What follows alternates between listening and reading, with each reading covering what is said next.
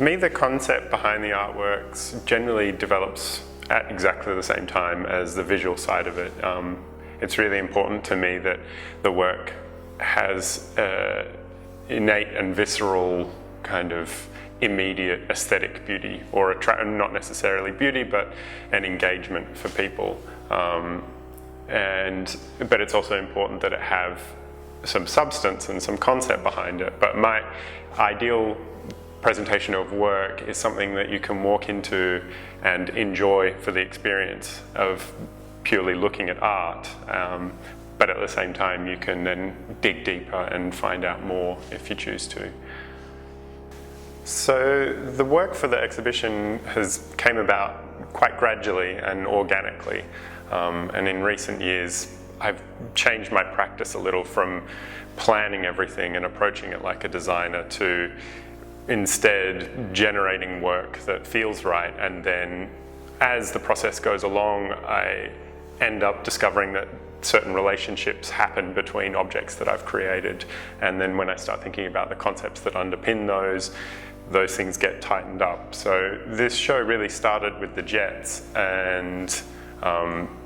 the idea that they could be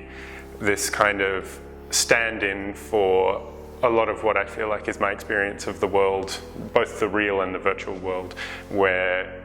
it's experienced quite often at a high speed and at quite a remove. I'm never quite engaged with it directly, and that everything that I use to engage with it is also very separated from me, even though it's constantly on me. It's in my pocket or I'm carrying it around with me, but it's never quite mine. And I feel like there's sort of a lot of the technology was sort of made for a different purpose than I've ended up using it, or it just doesn't feel quite natural and quite right to me. So that the jets operated as this effective stand-in for me in that regard. And then the idea of customizing something like a fighter plane, or applying a different paint job to something like that. I had seen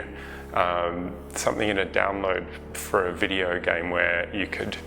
customize your fighter jet in the video game with some sort of weird paint job with an anime character or something like that to personalize it, and that seemed incredibly weird and very indicative of how many levels of remove have taken place